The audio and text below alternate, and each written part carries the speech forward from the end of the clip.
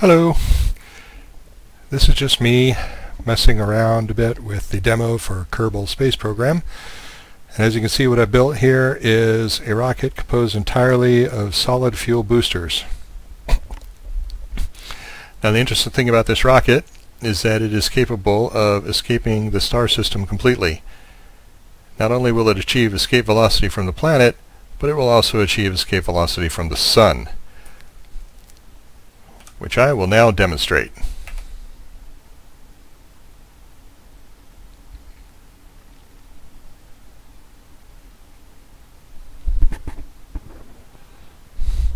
So as you can see, I am launching at dawn, which is the best time to launch such a flight, because I'm basically just going to go straight up, and I'm moving at a tangent to the planet's orbit around the Sun.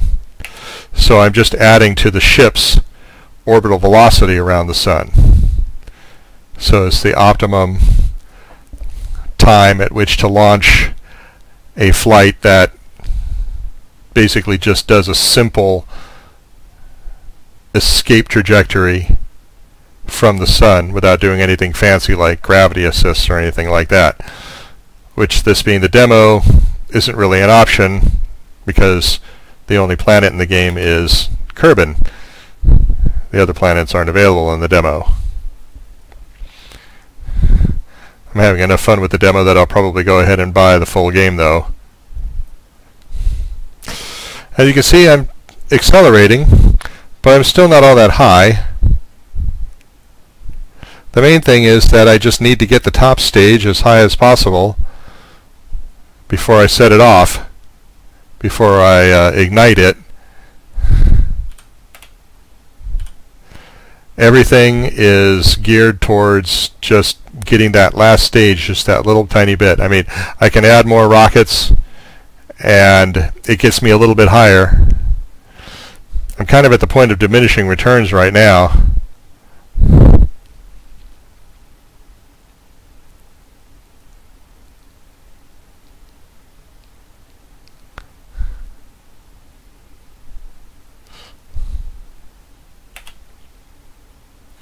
Let's see what our orbital track is.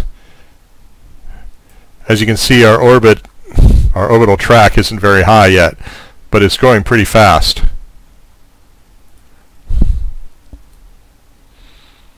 And the rocket's almost done, and you think, wow, is he going to make it? But yeah, it'll grow faster and faster and faster. I'm just adding velocity. I'm finally leaving the atmosphere, as you can see up here.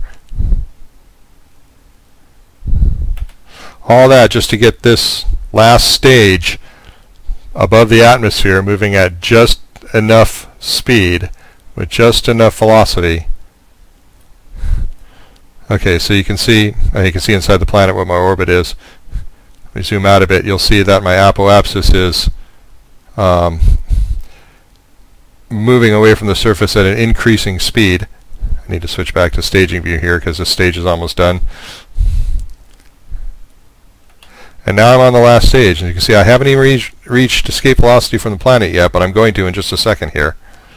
As that zooms out, there we go. There, now I've achieved escape velocity from the planet. The orange orbit is my orbit around the Sun. And as you can see, that's getting bigger and bigger and bigger and bigger. I'm on the last stage. There we go. Now I have a hyperbolic trajectory. I've achieved escape velocity from the Sun.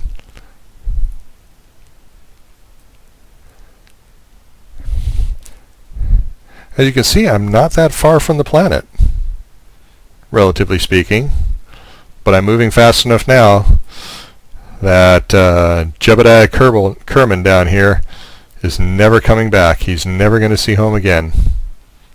Unless, of course, I cancel the flight and restart it.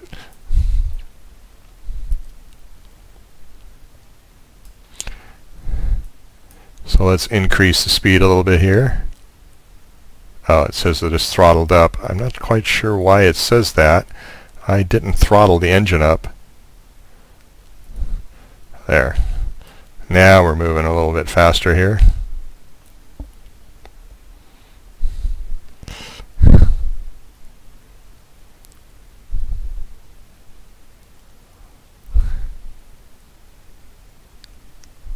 Goodbye, Kerbin.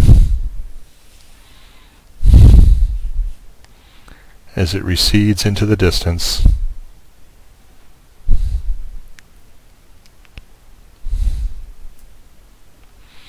Increase the speed another notch. Time warp 100 times.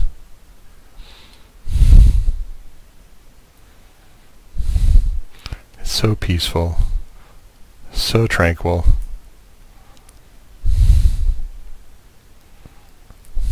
Jebediah looks pretty happy, doesn't he? Yeah, he's always the happy one. As long as something isn't going horribly, horribly wrong. There's Mune, the moon of Kerbin. In the full game, I guess there are 2 moons, but in the demo there's just the one. Let's look at the orbital track. So when I hit that point there, that's when I basically leave the influence of Kerbin.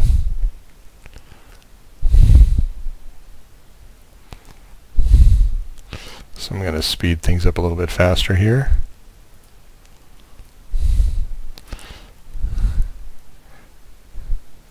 As the Kerbin planetary system recedes into the distance, now that I've escaped the planet, my focus is on the sun. You can still see the planet there. Almost gone. Let's speed this up. And there it goes, gone.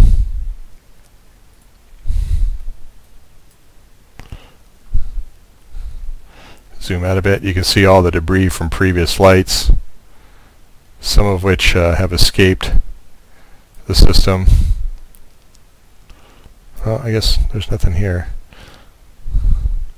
All the previous flights, the debris must already have gone. Oh no, there it is. No? Yeah, there's one. And there's another one. Oh, no, that one's still in orbit. But that one's achieved escape velocity. It looks like the orbit, the track appears to be hyperbolic. Oh yeah, there's another one. As you can see, I've done this a few times.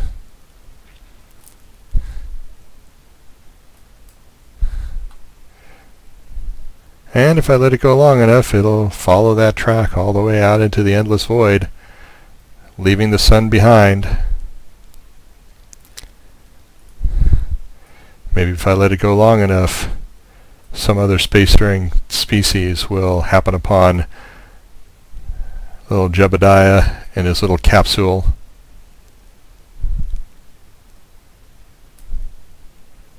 He'll probably still be alive because it's already been 90 days and he's still alive and he's still smiling.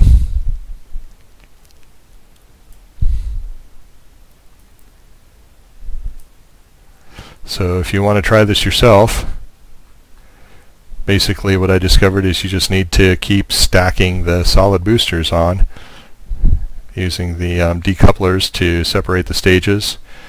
And as you saw, my first stage actually consisted of only some of the bottom layer of the stack. And then the second stage was the center portion of that bottom layer of the stack. And I basically needed that to get just fast enough in order to escape the sun. Without that, I couldn't quite make it. And the other thing is that make sure you use a lot of structural supports, because you're using basically a 3-column core. You have to make sure that you tie those columns together, otherwise they'll spread apart and it'll start spinning rapidly and it'll fly apart and explode.